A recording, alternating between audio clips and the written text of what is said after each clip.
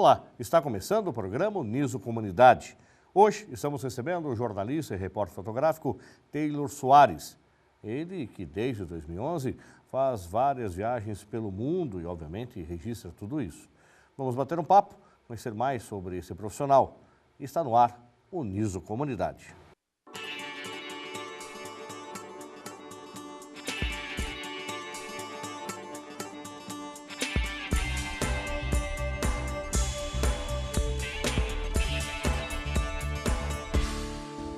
Está aqui então em nossos estúdios Taylor Soares, ele que foi aluno do curso de jornalismo da Uniso, para bater um papo e contar um pouco da sua trajetória profissional e das viagens que fez. Taylor, tudo bem com você? Tudo bem, Fernando? Muito obrigado pela sua presença.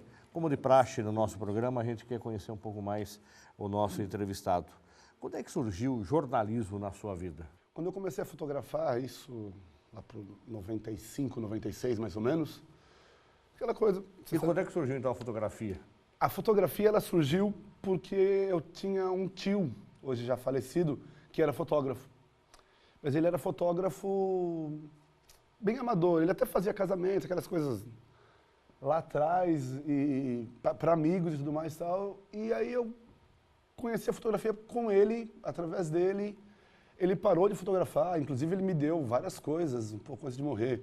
Tipo aqueles flash, ou frata, eu tenho guardado em casa, essas coisas antigas, que hoje em dia ninguém sabe o que é isso mais. Foi com bateria? É, exatamente. Você andava com a alça pendurado no ombro e tal. E aí eu comecei a fotografar. Daí, eu lembro que na época eu trabalhava no shopping como estoquista, numa loja de bebês, imagina. Eu trabalhando numa loja de bebês como estoquista. 18 anos. E aí eu lembro que a loja ia fechar e eu ia fazer uma viagem para a Argentina. Aí eu falei, pô, vou comprar uma máquina um pouco melhor, já que eu vou ter que fotografar. Já tem a história da fotografia com meu tio, compro uma máquina um pouco melhor e aí vou virar fotógrafo. Bem assim, não, vou virar fotógrafo. Comprei uma Zenit. Russa. Pesada. De rosca. E fui fotografar. Lembro que eu levei 10 filmes, 10 rolos de filme. 360 fotos. Eu acho que eu não aproveitei 30 fotos daquilo. Claro, né? Nunca tinha feito nenhum curso, imagina. Cara, não sabia trabalhar com foco, nada, era foco manual, né? Velocidade e diafragma, então, nem pensar. Não, imagina. Tinha o mínimo do mínimo. Aí quando eu voltei, eu revelei as fotos, eu vi que precisava fazer um curso. Vamos começar a fazer o curso. Aí eu fui fazer o curso na Oficina Cultural Grande Otelo. Curso de graça, né? E lá eu comecei a conhecer. Eu fiz o primeiro curso, foi com a Nilce Campos. Repórter fotográfica do Cruzeiro. Exatamente. Foi nossa aluna também. Esposa do Beto Rocha e tudo mais. E aí eu fiz o curso com ela. Lá eu tive a conexão com o jornalismo. Aí você começa a entender o que é fotojornalismo, o que é tudo mais. E aí vira um vício, né? Aí a fotografia começou a vir com mais incidência, ou seja, você começou a fotografar mais e percebeu que o caminho podia ser o jornalismo. Porque assim, desde o começo, eu gostei do fotojornalismo, eu falei, eu quero trabalhar numa redação. E eu tinha que fazer um curso universitário, eu tinha que ter um curso. Se qualificar. Exatamente. Aí o que eu pensei? Falei, cara, na minha cabeça, o caminho mais natural para eu estar numa redação é fazer o curso de jornalismo. Fiz o curso de jornalismo. E um processo analógico, vamos lá, daqui a pouco a gente vai falar dessa migração do analógico para o digital. Na faculdade, você também teve a oportunidade, aprendeu, inclusive usando o equipamento analógico, a revelar a fotografia. Sim. Você está velhinho já, meu amigo. Eu tenho 21 anos de profissão, né? Então... Como é que foi? Como é que você lembra daquele momento, até certo ponto, romântico no laboratório, com luz vermelha, né, aquele clima de revelar e surgir a imagem no papel branco? Como é que era isso? Eu acho que essa é a palavra mesmo, esse momento romântico. Porque para quem é fotógrafo, você ter aquele processo, de hora que você passa pelos banhos químicos, a foto literalmente ela salta no seu olhar, é maravilhoso, assim. Não sei se alguém em casa já teve esse prazer de ver, é sensacional. E, cara, aí era lindo, porque quantas vezes você queima o papel, porque não sabe utilizar. Então, aí vem a questão do aprendizado, de você querer fazer direito, né? E aí a gente teve bons professores lá que nos ensinaram, gastava horas e horas dentro daquele laboratório, aquele dark room. Sem mitreza de papel, de filme, né, de química, à vontade. Porque eu lembro bem que o processo ele já começava, que tinha toda aquela tensão de você colocar o filme no rolo. Do tanquinho de revelação. Tanquinho, exatamente. Se colocasse errado, já estragava tudo. Exatamente, você tinha que colocar certinho dentro daquela espiral. Então já era imagina, um adolescente, né, de 18, 20 anos. Então rola toda uma tensão. Aí depois quando eu consegui, legal, vamos passar pelos banhos agora, aí até consegui fazer. Então era maravilhoso. E aí, quando é que surge a fotografia aí na imprensa propriamente dita? Quando é que surgiu a primeira oportunidade de você ser repórter fotográfico? Se você lembrar bem disso, eu era aluno de vocês e eu tinha, por já fotografar, eu tinha facilidade, já fotografava melhor que todos os alunos. E o Júlio estava precisando de um fotógrafo para o jornal, que na época ele encartava um jornal no Diário de Sorocaba, que era o Ideias e Negócios, exatamente.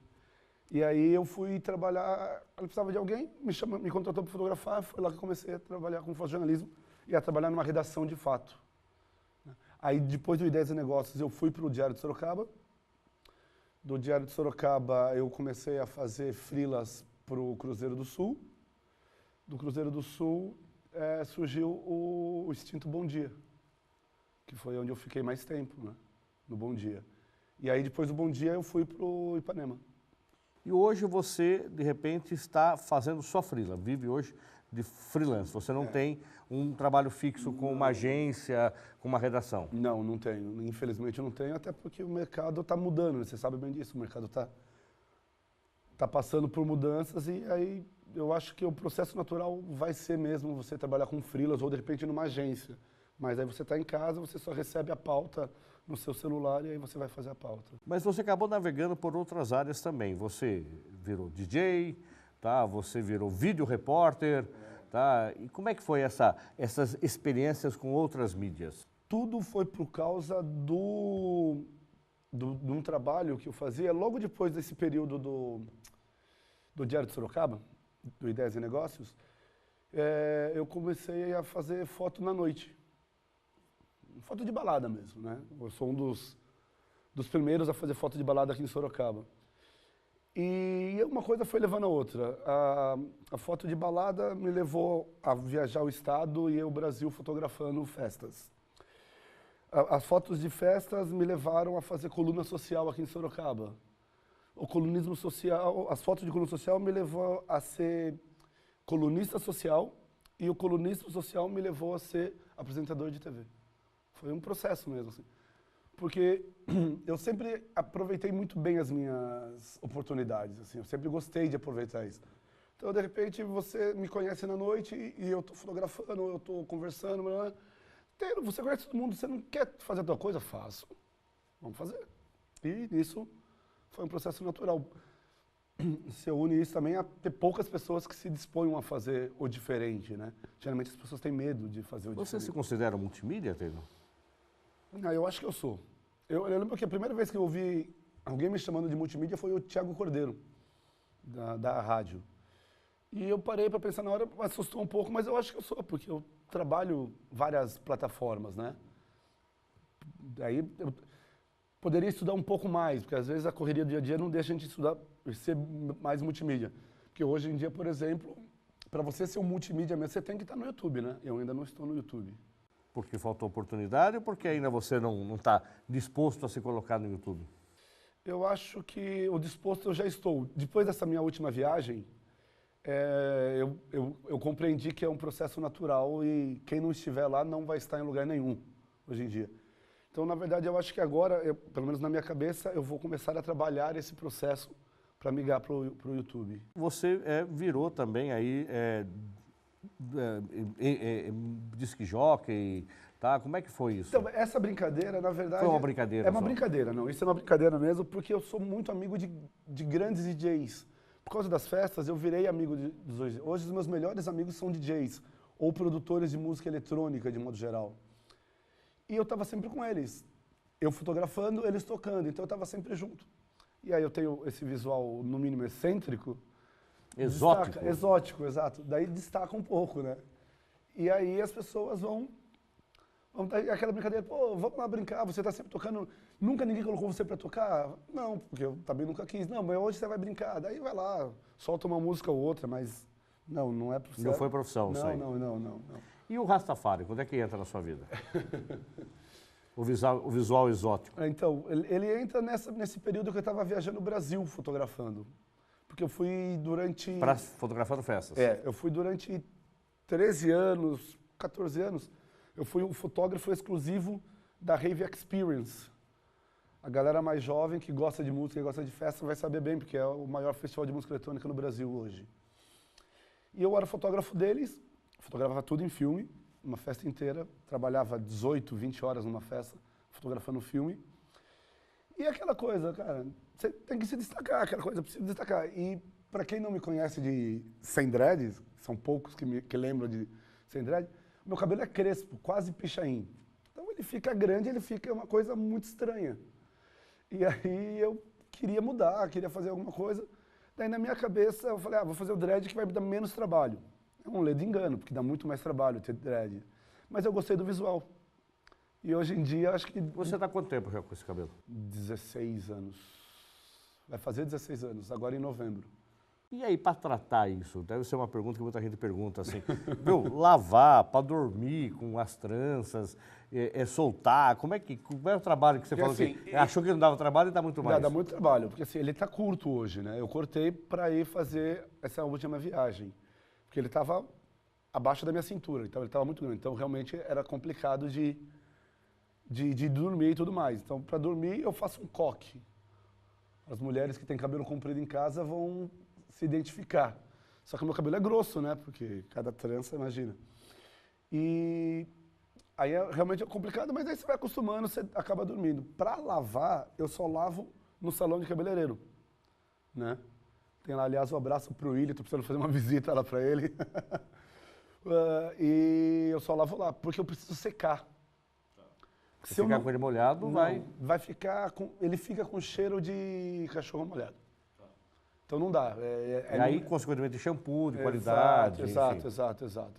Então daí eu só lavo no salão de cabeleireiro. Mas sim, eu só lavo tipo uma vez por mês, uma vez a cada 2, 3 semanas. Que dá um trabalho também. Dá um trabalho, exatamente. Então eu não lavo antes disso. Mas ele também não fede, não tem problema nenhum. Assim. Vamos falar um pouco de fotojornalismo e das suas viagens. Antes da gente entrar especificamente no tema, que você até foi convidado para o programa, que foi essa última grande viagem que você fez para Santiago de Compostela, você está até com a camiseta aí, né? Mas vamos falar assim de outras viagens. Eu acho que uma delas, para quem já conheceu o Taylor, ou já acompanha o Taylor através das redes sociais, sabe da sua paixão pelo Corinthians. Apesar de estar de verde hoje, né? Mas é um verde disfarçado. É um verde meio pastel, chumbo, né? Isso.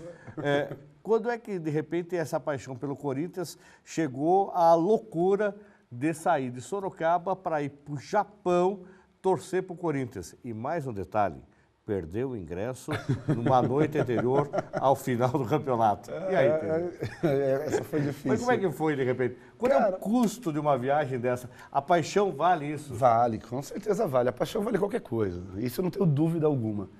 Cara, foi mais ou menos, Fernando, em... Que ano foi?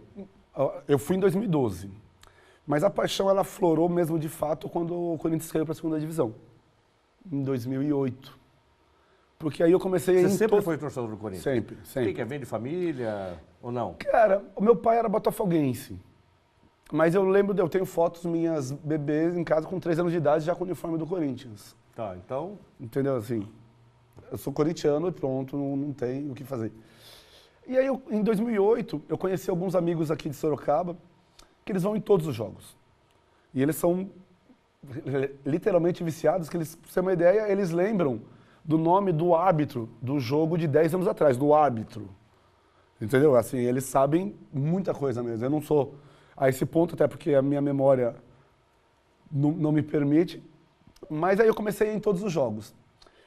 Quando nós fomos para Libertadores, aquela obsessão do Corinthians pela Libertadores e tudo mais e tal, em 2012, na final da Libertadores com o Boca, eu consegui ir para Bombonera. Eu fiz uma certa loucura que, assim, 2 amigos meus foram, o Marcos Mentoni e o Marcelo Galvão foram, E eu fui com eles. Só que eles foram num dia, eu fui no outro, porque eu precisei... O que eu fiz? Eu sou associado da ARFOC, aqui no Brasil, né, que é a Associação dos Repórteres Cinematográficos e Fotógrafos do Estado de São Paulo. E aí eu ia em todos os jogos, com a carteirinha, você vai e entra à vontade, paga mensalidade e tudo mais.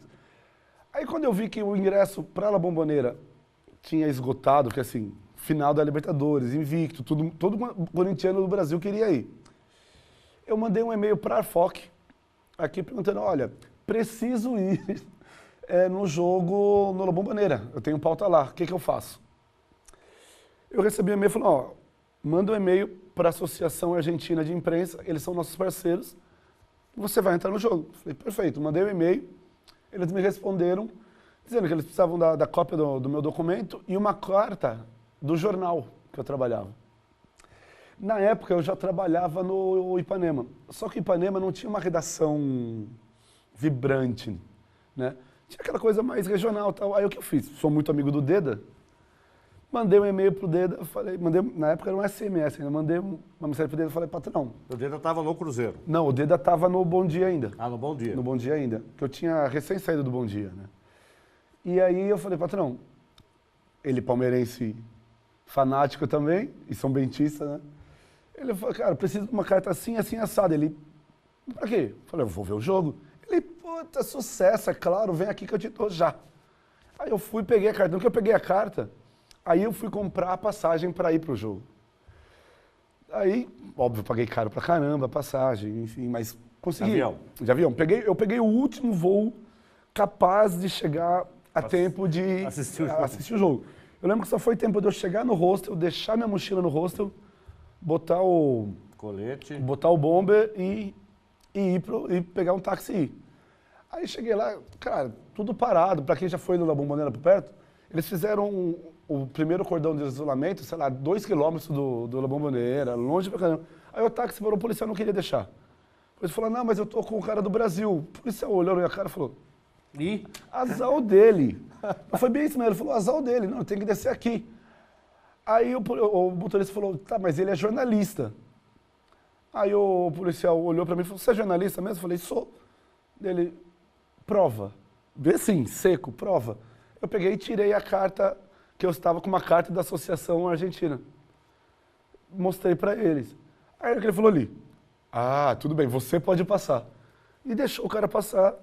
E aí o motorista me deixou na porta do portão onde ia entrar. Entrei e eu lembro que foi muito engraçado esse dia, porque eu cheguei, fiquei com os fotógrafos brasileiros e aí eu fiquei junto com o Riboli. O Riboli é o fotógrafo do G1, né, Carlos Riboli. E a gente foi conversando ali, ele e o Reginaldo. O Reginaldo trabalha numa agência em São Paulo. E aí aquela coisa, a hora que começou todos os fotógrafos a chegar, eu virei pro responsável e falei, olha, a minha pauta é com os brasileiros que vieram lá na arquibancada. O cara falou, não. Eu falei, como não? É minha pauta, eu preciso ir para lá. Ele, não, é impossível. Ficar no campo mesmo. Ele falou, mas daí eu falei, como? Eu vou ficar na onde? Ele, você vai ficar no campo, como todo fotógrafo. Eu lembro que eu fiquei muito puto da vida, eu fiquei muito nervoso. Porque eu não queria. Porque eu não estava lá para trabalhar, eu estava lá para torcer, é claro. Apesar de ter levado toda a parafernália de equipamento. Exatamente. Eu lembro que eu fiquei muito bravo. Daí o Riboli, ele foi muito parceiro nessa hora. Ele, por já ser um fotógrafo já internacional, ele foi, tentou conversar, tentou e nada, e nada, e nada. Aí eu lembro que eu tentei pela última vez, assim, eu fui no cara e falei, olhei bem nos olhos dele e falei, o quão impossível é eu ir para a arquibancada? Ele me olha e fala, extremamente impossível. Extremamente motivador. Eu falei, meu Deus do céu.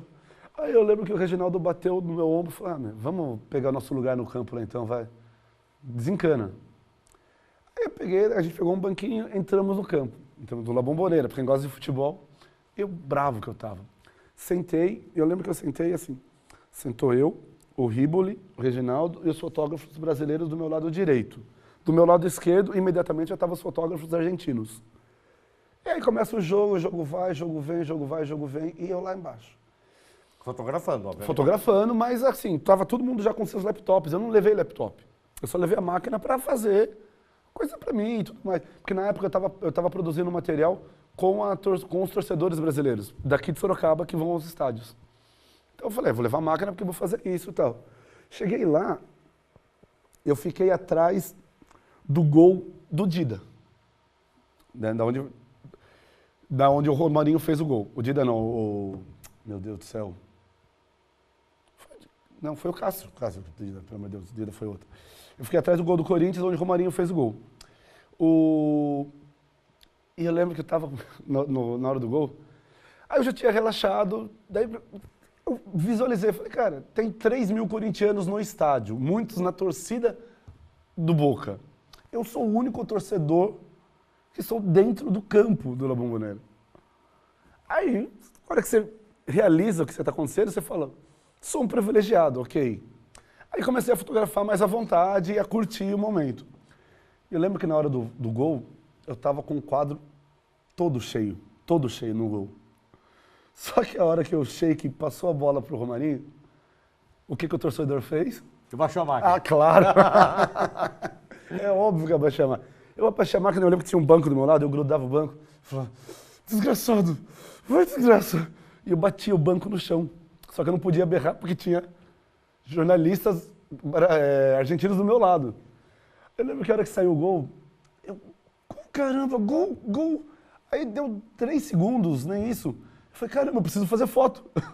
Eu levantei a máquina e peguei a comemoração, e aí tem umas coisas legais, que é os caras indo embora, cabeça baixa, né? Porque foi gol de empate, e aí eles sabiam que já estava para nós vindo a volta. E aí, como é que chega o Japão? Aí vai pro Japão, e aí... Porque, cara, aí você faz as tripas O coração. Japão você já foi como torcedor. Não, já fui como torcedor. Exato. Mas levou, obviamente, equipamento. Claro, sem dúvida nenhuma. Nós temos algumas fotos aí disso. Cara, é aquela coisa, você faz a tripas coração, você vende, quase vende a mãe para conseguir dinheiro. Tá, porque não é barato, quanto custa uma viagem pro Japão? Essa aí é uma delas? Essa é uma delas. Essa é da final, que é a concentração. Que depois que como ele já falou, eu perdi o ingresso da final, porque né, a gente saiu comemorar um dia lá e eu perdi o ingresso.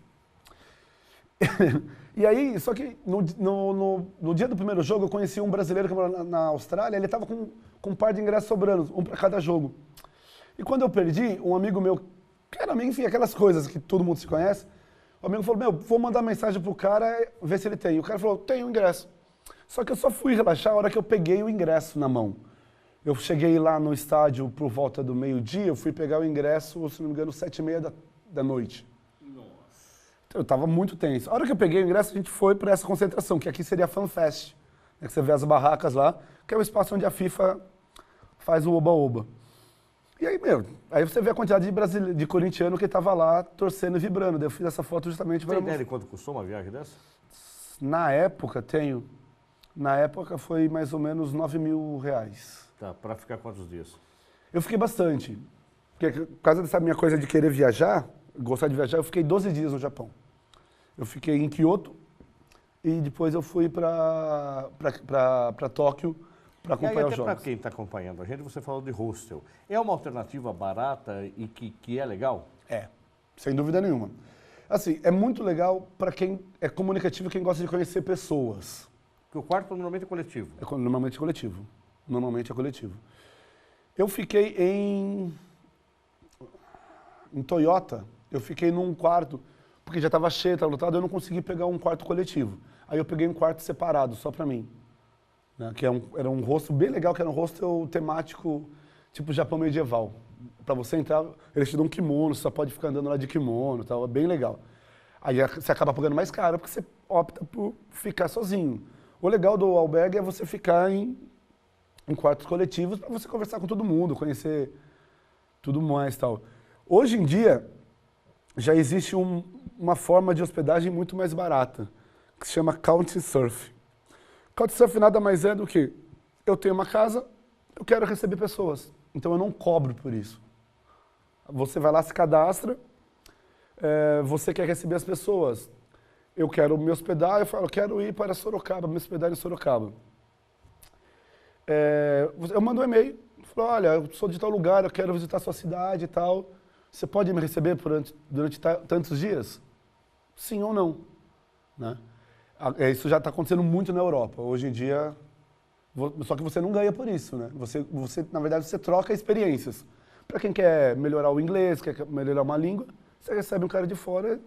E aí, consequentemente, você tem que também ter dar o mínimo de conforto para essa pessoa. Não necessariamente. Você pode oferecer, falar, eu tenho um sofá. Ponto. Não, que você... ele diz lá na hora do que você oferece. Você pode oferecer um sofá, você pode oferecer uma cama, ou você pode oferecer um chão, que daí as pessoas levam um saco de dormir. Né? Para o viajante é ótimo porque ele já está economizando dinheiro. É ok. Tá, não tem alimentação, eventualmente vai ter o banho, Aí, tal. mas aí o que acontece? Como o viajante normalmente já não está pagando, que ele faz até como forma de mostrar que ele é legal, ele fala, vamos no mercado hoje que eu vou fazer uma compra pra gente. Aí a alimentação daquele período o viajante paga. Tá, junto com o proprietário da casa. Exatamente, mas assim, é muito mais uma troca de relação mesmo. Muito bem. Nós vamos para um rápido intervalo, daqui a pouco a gente volta com o Taylor, mostrando algumas dessas exposições que ele fez, desses projetos que ele tem e fotos de viagens, e a gente vai comentando. Não sai daí, a gente volta já.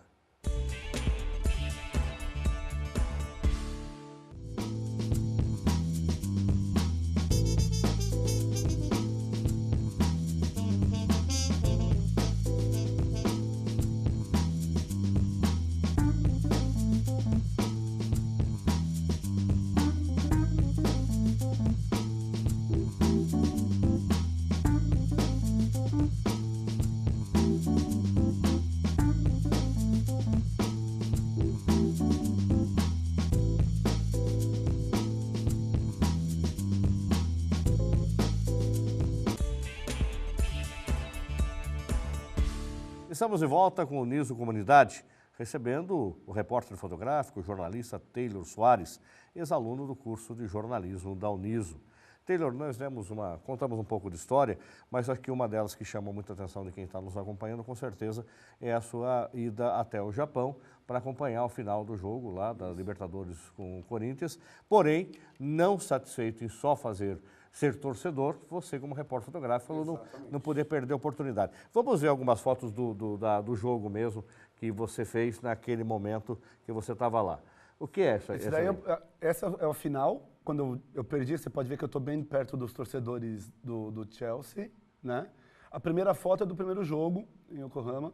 Essa aí? Essa daí é do primeiro jogo, né? Tudo aquele frenesi, nervosismo, enfim. E o nível dos estádios da época perto dos nossos até então? Bom, para você ter uma ideia, esse estádio é velho e lá é muito frio, né? Porque é inverno, não tem neve. Esses bancos, eles têm aquecimento no assento. Tá, tem mais foto do Só isso, só para você ter uma ideia. jogo? Tá. Ó, esses caras eu não faço ideia de quem sejam, tá? Eu nunca mais vi. Porque como eu estava num lugar que não era meu, vamos dizer assim, que eu ganhei o ingresso, eram os brasileiros que viraram meus amigos lá. Torcedor. Chorando, você vê que tá todo mundo chorando ali, porque a gente já tinha ganho, já tinha acabado, já estava na volta olímpica nessa hora. Quantos países você já conheceu? Você tem ideia? Na América Latina são 3, Paraguai, Argentina e Equador. Estados Unidos, 4, Japão, 5. A Europa agora tem mais. Inglaterra, Portugal, Espanha, Itália, França. Nós somos 10. Uns 12. 12 já. Vamos ver aí 12 ou 13, algumas na fotos verdade. de viagens que você fez. E a gente vai comentando também. Nessa viagem agora, como fiquei 3 meses, então eu visitei Tá. mais países, então mas acho que são 13 no total. Bom, aí onde é? Isso é Amsterdã. Isso daí é o famoso Red Light District, ou bairro da Luz Vermelha em Amsterdã, né? Que é O onde bairro tem onde as prostitutas É, ficam aqui- nessas lojas, são aí, nas exatamente aí. vitrines. São exatamente Tá. aí. E As vitrines- é um bairro turístico, vamos dizer assim. Sim. Tá, ou seja, independente de você ir lá para fazer um programa com a prostituta, você vai passear. É comum você ver famílias com crianças passeando. Aí é Dun Square, é a praça do palácio deles, né? Dun Square. Isso já é digital ou ainda é filme? Não, isso é digital. Tá, Digital, ok. O que mais que tem? Barcelona, né? Clássica Barcelona, Sagrada Família. Que só quem já passou por isso sabe o quanto é bonito essa igreja. É incrível. Aí você aproveita também e faz uns registros seu lá, faz uns selfies. Tá aqui. Nós estamos esse daí é o Arco do Triunfo espanhol, em Barcelona. Aqui é muito próximo da Rambla, onde a gente teve o incidente lá do atentado e tudo mais. Tal. A gente está bem próximo disso. Então, a gente está na era dos selfies, né? Então tem que tirar um selfiezinho. Isso é Equador, é Quito. Você vê o quão alto eu estou. Eu fui até nessa foto, um detalhezinho. Nós estamos, o parqueadeiro estacionamento, nós estamos a 4.500 metros de altitude. O carro, para chegar aí, ele só chega em primeira. Porque não tem ar para fazer a combustão. Tá. Então tem que vir muito devagar. Eu fui até o primeiro refúgio lá em cima. Aquela imagem... Isso é sal? Não, isso é gelo. Ah, é gelo? Tá. Minha primeira experiência com a neve, né? Então eu fui até aquele ponto amarelo ali no canto. É o refúgio. Eu fui até 4.800 metros. O cume é 5.800. É impossível ir. E aí essas fotos de viagem você já chegou a expor, você publicou, como é que é? Na verdade, assim, eu tenho 2 trabalhos. Eu tenho um trabalho que eu estou fazendo que são só em bicicletas. Isso é bem legal. A gente tem o Trópico do Equador aqui em Sorocaba. Isso daí a linha do Equador. Eu estou bem no meio entre o hemisfério norte e sul. Essas marcações. Exato, exato. E aqui tem o Capricórnio, que são linhas. Eu estou fazendo um trabalho só com bicicletas ao redor do mundo. Então, para toda cidade que eu vou, o meu olhar ele puxa para a bicicleta, eu estou preparando esse material. E tem também a coisa do fotojornalismo mesmo, conhecendo as cidades por onde eu viajei, que acaba sendo um olhar um pouco diferente, né? E esse material você está publicando nas suas páginas? Eu uso muito no meu Instagram, isso é Japão, essa foto eu acho muito legal. Japão, isso é Kyoto, né? Isso é tudo Kyoto. Kyoto é uma antiga capital japonesa, então ela está super bem conservada, é muito bonito os templos. Eu uso no meu Instagram e uso no meu Facebook também. E por enquanto você não tem nenhum material publicado? Não. Impresso mesmo? Não. Eu só fiz exposições, né? E eu pretendo agora fazer um livro com o trabalho de Santiago, com certeza, porque tá bem bonito. Aí essas fotos são gerais ou são do tema exposição, da pasta exposição Não, que a gente tem? a da exposição é só sobre Amsterdã. Tá. O porquê? Deixa eu explicar como aconteceu essa exposição. Foi bem interessante. Eu estava conversando com um amigo meu. Aliás, não sei se... Não foi ele. Não sei se você lembra dele, Gustavo Messina. Né, fotógrafo também. Hoje ele mora em Brasília. Trabalha no Ministério do Turismo lá. E eu estava mostrando essas fotos para ele e tal. Ele pegou e falou, cara, ele está em Brasília. Ele falou, cara, por que você não entra em contato... Essa daí é a exposição. Em contato com a Embaixada dos Países Baixos. Vai que eles tenham alguma verba, alguma coisa assim. Eu um dia, despretensiosamente de madrugada, você sabe que eu sou uma pessoa da noite, mandei um e-mail para a embaixada.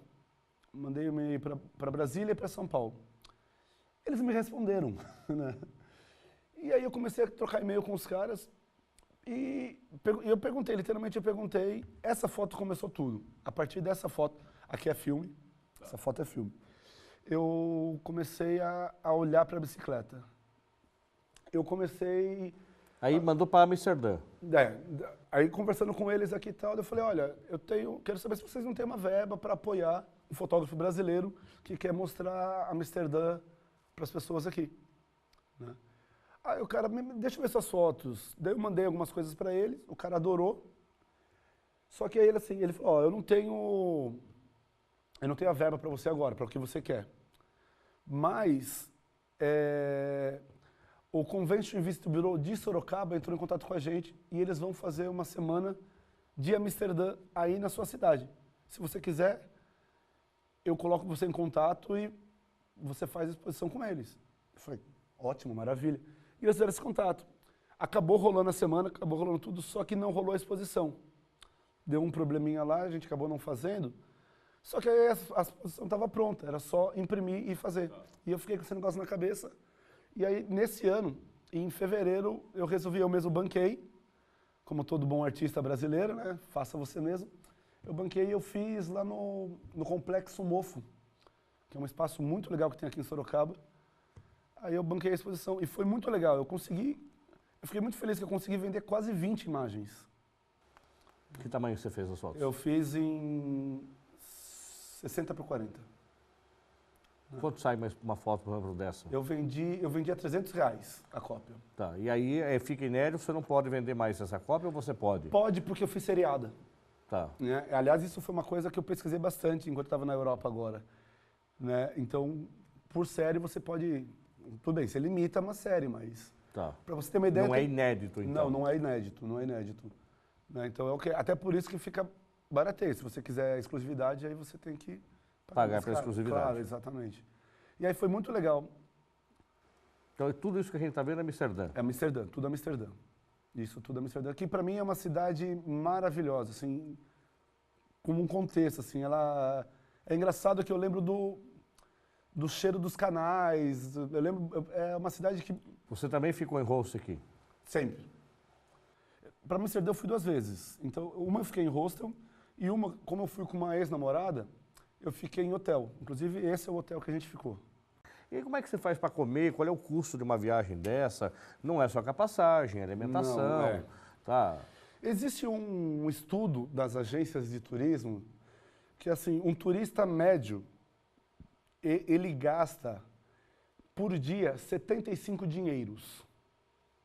No caso da Europa, 75 euros, em média. No caso de Londres, 75 libras. Né? É o custo médio que você usa para alimentação e, de repente, para comprar um souvenir, alguma coisa assim. Custo médio. Eu, como já viajo há um tempo, eu já consegui fazer cair bem esse valor. Né? Porque aí você vai conhecendo os atalhos, né? Aí não precisa comer em restaurante todo dia, você pode comprar comida no mercado. Eu já consegui fazer por 30 euros o dia. Isso é sensacional. Mas, claro, você vai passar um certo perrengue. Mas se a proposta não é Exatamente. o luxo... Tem muita gente que faz o turismo gastronômico, que é sensacional. Mas você sabe que você vai comer muitíssimo bem, mas você vai gastar muito bem. O meu já é mais conhecer a comunidade, conhecer o país, conhecer a cidade. Morar como um local mora. Então aí você consegue economizar muito dinheiro. Aí, a última agora, vamos lá para Santiago de Compostela. Como é que foi, de repente, os preparativos para você fazer uma viagem? Quanto tempo é a viagem de Santiago de Compostela? São quantos quilômetros? O caminho de San Jean até a cidade de Santiago de Compostela são 799 quilômetros. Andando, a pé. Eu não parei em Santiago, eu andei mais 100 quilômetros, porque eu fui até Finisterres. Como é que é o preparativo desse? Você simplesmente vou comprar um tênis, vou embora e vou fazer? Ou você teve um personal, você teve uma preocupação com alimentação, com treinamento, ou você foi na porra louca? Médio porra louca. Porque eu faço crossfit, então eu já tenho um certo preparo em aguentar alguma coisa. Eu já faço crossfit já tem 2 anos e pouco. Né? Aliás, um abraço pro pessoal do crossfit lá. E aí, quando eu decidi ir, eu virei pro coach, eu falei, coach, tô a fim de ir, e aí, que você me indica? Ele falou, você tem que começar a andar. Porque o crossfit aqui você já está preparado. Virei, então falou, você continua treinando aqui e faz o seu treino normal e começa a andar. E quando estiver próximo, 1 mês, 20 dias, você começa a andar com a mochila, para já acostumar o seu corpo. Falei, ok. Comecei a andar perto de casa, tal, acordava cedo, ia andar, blá, blá, já para ir acostumando. Só que por causa da correria, no último mês, eu não conseguia andar. Porque acordava, tinha um monte de coisa para fazer, tinha que cancelar conta, tinha que cancelar... Enfim, não andei. E fui para lá, com a minha mochila. As pessoas dizem que você tem que ter a mochila com 10% do teu corpo. Do teu peso. Do teu peso corporal. Na época eu estava com 111 quilos.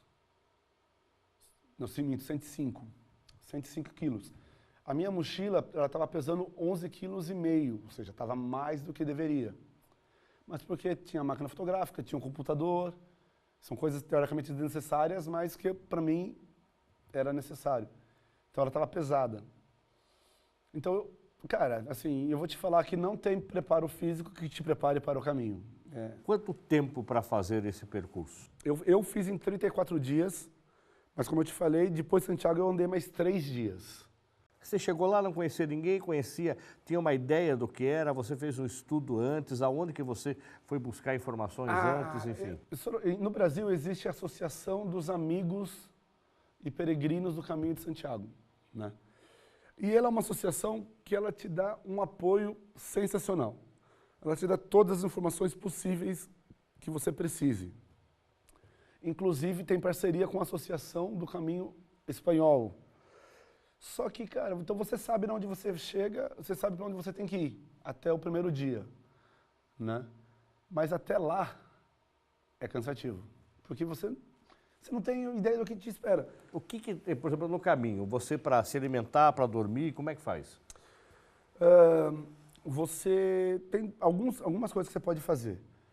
Você começa a andar, aí você vai no albergue, todo dia você sabe que você tem que sair do albergue, você vai chegar em outro albergue.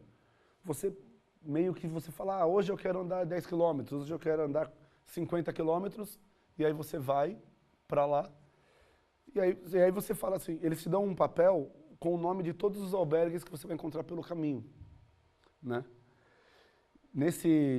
Nessa cruz de ferro, eu deixei um tênis meu lá, porque ele destruiu, ele abriu o solado, de tão duro que é o caminho, ele abriu o solado, eu tive que comprar um novo tênis, daí eu fui lá as pessoas deixam pedras nessa cruz de ferro, eu fui lá, deixei o meu tênis.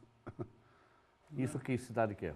Isso é próximo de Sarriá, isso já é Galícia, então isso já é o último trecho não, isso é Sebreiro, perto de Sebreiro. Aí, obviamente, você estando nos albergues, você já tem que ir calculando quanto é que você vai gastar. Mais ou menos. Porque o albergue é pago. Ou tem albergue para peregrinos que também a pessoa não... Existem albergues donativo, que você paga quanto você quiser. Mas normalmente o albergue ele é barato, porque existem albergues municipais, a maioria é municipal, que a gente ficava, então ele era muito barato. Você falou gente, você fez amizade lá ou você saiu com amigos aqui? Não, você faz amizade. Na verdade, eu fui sozinho, com a cara e a coragem, só que no caminho você vai conhecendo pessoas, aquela coisa assim, eu vi que você ficou no mesmo albergue que eu, a 2 cidades. Tá almoçando junto no mesmo restaurante, ou no mesmo tem uma foto aqui e um grupo de amigos que você fez lá. Esses são a minha família, vamos dizer assim. 2 italianos e a alemã. A gente virou Cada amigo. um veio por conta também? Todos saíram por conta. Tá. Todos saíram por conta. Aqui é uma parte deles. A Belém, que é argentina. O Eric, de verde, é italiano. O Mirko, de azul, italiano. A Tchana, alemã. E a Denisa, ela é da República Tcheca. Aqui a gente já está chegando já em Finisterras, no mar. Já é o último dia 34 de viagem. E aí, nesse percurso, o que te surpreendeu, o que mais te chamou a atenção, o que mais que te comoveu? Enquanto homem, enquanto jornalista... A amizade que você faz. Porque cada um está à busca de um desafio, de uma superação. Tá. Isso é muito louco. Por exemplo, se puder voltar na outra foto, o Eric, que é o de boné, ele estava usando o caminho de Santiago, o Eric de boné, isso. Ele estava usando o caminho de Santiago como forma de preparação para ele fazer a Big Trip, que ele fala. Ele até está com um boné chamado I Have a Trip, que é o blog dele. Ele já está no caminho, ele está fazendo uma viagem ao redor do mundo de 2 anos. A pé? Do jeito que der. Ele vai pegar carona, vai fazer a pé, vai de ônibus. Como ele diz, ele não quer usar avião. Ele quer fazer realmente, e ele está na Ilhas Faro. Então essa viagem fazia parte da preparação dele. Da preparação. Preparação dele, exato. Foi esperar isso. A Tchana, ela terminou um relacionamento. Estava perdida lá, foi fazer. Esse outro alemão, o Josh, ele não sabia o que fazer. Adolescente, 23 anos de idade, molecão. Vou andar. Ele começou a andar em Toulouse. Ele andou tranquilamente uns 1.600 quilômetros. E aí, como é que se fala? Como é que se conversa? Como é que você... qual é a língua que usa? É inglês. Inglês. É inglês. Todo mundo, um pouco de inglês, tem que saber. As palavras mínimas você tem que saber. Uma coisa muito engraçada aconteceu, porque assim, quando a gente estava na nossa família andando, nossa família era basicamente 3 italianos, 2 alemães e eu. Isso porque a gente acordava junto, começava a andar junto, a gente comia junto e ia dormir junto, sempre. Tanto é que a gente chegava, a gente fazia questão de ficar no mesmo quarto, todo mundo junto, que era a nossa família. Tinha outras pessoas de outros lugares que a gente convivia todos os dias, mas a família ali Aquele mesmo... grupo ficou... Ficou mesmo. E a gente pegava... Os italianos, eles falam muito, não é aquela brincadeira de verdade. E eles começavam a falar demais entre eles, italianos. Só que chegou um determinado momento, eu estava andando, quieto, ouvindo eles conversar, eu comecei a entender tudo que eles falavam. Eu lembro que teve um dia que eles começaram a falar italiano. Eu lembro que eu fui me intrometendo na conversa e eu respondi em português. Eu estava entendendo o italiano, respondi em português e eles entenderam. Mas basicamente, quando era o inglês que você tinha que entender, você tinha que conversar, porque aí todo mundo fala, né? Porque é diferente. Você mudou alguma coisa na sua vida, no seu comportamento, com questão dessa superação? O que era o Taylor antes do Caminho de Santiago de Compostela e o Taylor depois? Mudou? Mudou. O que muda, Taylor? Então, é difícil, eu vou tentar explicar, mas porque é muito difícil. Esse dia foi muito especial. Você vê que um temporal, a gente está literalmente no meio do nada. Eu já falo da mudança, Tá. Mas eu acho que essa cidade... Essa foto ela tem a ver. Porque nesse dia, a gente está literalmente no meio do nada. O albergue chama Sambou. Esse albergue, ele está... Assim, mesetas, né? Você vê que assim, é só plantação, não tem nada. Ele está mais ou menos assim... Esse único albergue está, sei lá, a 8 quilômetros de uma cidade e 7 da outra. Ou seja, dali, nada. você foi para frente, foi para trás, você está longe do mesmo jeito. Exatamente. E esse dia, até eu publiquei uma foto que quando a gente chegou nesse lugar, a gente falou, vamos ficar nesse lugar? Todo mundo falou, vamos. Então a gente estava na estrada, a gente teve que sair da estrada para conseguir chegar no albergue. E foi um dos melhores dias das nossas vidas, para todos. E assim, não tinha nada, porque o albergue não tinha energia elétrica. O albergue tinha apenas 12 lugares para você ficar, mas ele tinha uma piscininha do lado e árvores, e era o que a gente precisava. Então Descansar? A gente fala que esse dia era o paraíso pra gente. E o caminho, ele meio que faz isso com a pessoa, porque você literalmente começa a dar valor para pequenas coisas da vida, né? A questão da mochila, de você viajar com mochila, não é à toa, é porque você vai levar apenas aquilo que você realmente necessita. Se você não necessita, você vai deixar de lado, porque está muito pesado. Mas aí você tem que distribuir o seu espaço na mochila entre o seu equipamento e mais itens de alimentação. Não, alimentação não, porque alimentação o que eu fazia, até para economizar dinheiro? Eu ia no mercadinho da cidade, eu comprava frutas e biscoito, alguma coisa assim, frios e um pedaço de pão. Eu fazia o meu lanche e deixava numa sacola pendurada na mochila. Ah, tá. Deixava numa sacolinha.